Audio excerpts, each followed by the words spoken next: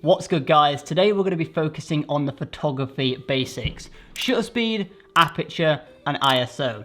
As we know, all three of these elements have the power not just to change the exposure of our photograph, but the final look. And to really be able to master the basics, it's important to know how each of these elements work individually and how they can affect our exposure, but also the final look of our photograph. So that's exactly what we're going to be doing in today's video. We're going to break down shutter speed, aperture, and ISO individually, so you can gain a greater understanding of how these affect your image and how you should be using them in certain shooting scenarios. So if you are just starting out in photography, you've just got your new camera, but you're wanting to get into those manual modes, but you don't know where to start, or perhaps you haven't done photography in a while, you've picked up a camera and you need a bit of a refresh, then this video is for you. Let's start right at the top with shutter speed.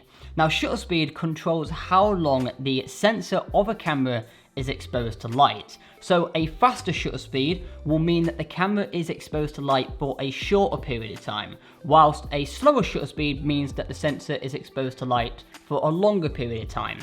By using a faster shutter speed, it means there's going to be less motion in your photograph, and using a slower shutter speed means there's going to be more. Let's break that down a little bit further. So if, for example, I wanted to capture a bird in flight, let's say an eagle, he's flying, he's going all over the gaff, he's going at speed, or a rally car, and I want to see the details, I want to see the dirt being kicked up, I would use a faster shutter speed. Now, anything over 1/500th of a second is generally considered as a faster shutter speed, and it's good enough for most subjects to freeze the action and freeze the motion. On the flip side, if I wanted to use a longer exposure to create light trails and show motion, I might use a shutter speed of 30 seconds to create a photograph like this. One more example I'd like to share with you is a direct comparison between a fast shutter speed and a slow shutter speed. This is a method I always use to show people the different effects shutter speed has on their image. So this waterfall, this lovely one on top of the Yorkshire Moors. No, Yorkshire Dale, sorry. I'm getting my places mixed up. So here is a photograph of that waterfall on the Yorkshire Dales with a faster shutter speed. With the faster shutter speed, there is no motion blur in the image. You can see all the details really clearly. Flip that over to a slower shutter speed, we can see how that water flows together. It creates motion blur.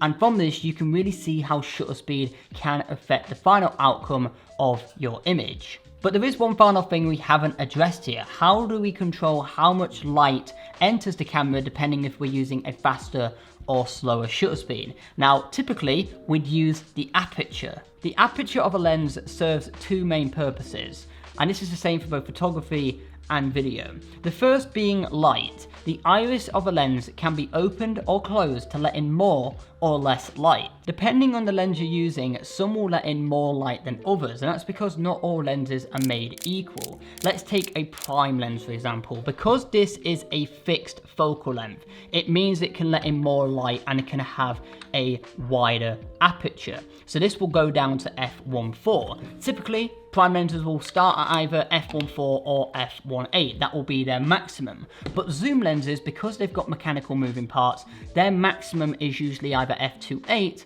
or f4. So when you're shooting at a wide aperture, we'll use this Sigma 85 as a prime example. I'm sorry. So here at f1.4, we can see that this is a really wide open aperture. This is the widest, and it means that there is going to be a lot of light entering the sensor when I take a photograph because of this aperture number. But if I was to switch that up and go to f16, which is a narrow aperture number, this is the narrowest on this lens, you can see that this is a tiny pinhole of light. It's only letting in a little bit of light, significantly less than when we were using f1.4. This means that we can achieve a correctly exposed image when using a faster or slower shutter speed by controlling the aperture. A really good example here is it's a sunny day. I want to use f1.4, the widest this lens will go. It's going to let in a lot of light, so I'm going to use a faster shutter speed to compensate for how much light this lens is letting in, so the sensor is exposed to light for a shorter period of time. But then if I'm using an f16 aperture, very narrow, very minimal amount of light entering the sensor. I am going to use a slower shutter speed to keep the sensor open for longer, so it means I can get all the data I need to get a correctly exposed image. The second purpose of aperture, as we all probably know, is depth of field. A wide aperture number isn't just going to let in a lot of light, it is going to blur the background if you have a subject in front of it. Whilst a narrow aperture number is going to mean there's going to be more things in focus between your subject and the background. Let's take a look at a couple of different photography scenarios where we may use vastly different aperture numbers to achieve different results. So let's have a look at landscapes. With landscape photography, you're going to typically use a narrower aperture number, f9, f11, f22, maybe even higher, because this is going to ensure you have a large depth of field to your image. You're going to have everything in focus. The background, the subject itself, the foreground, and everything in between.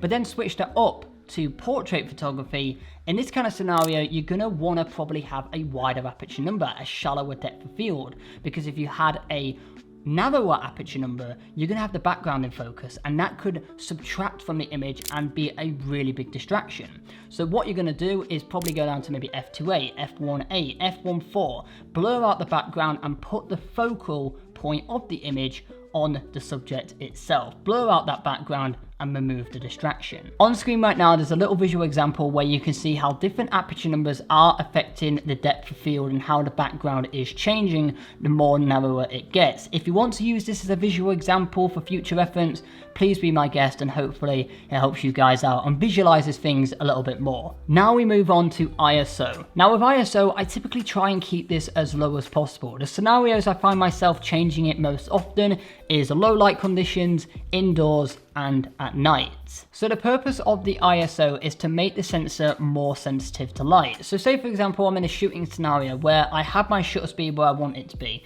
I can't make it any slower, because if I do, it will increase the chances of introducing motion blur. I can't get the aperture any wider because it's already at its widest.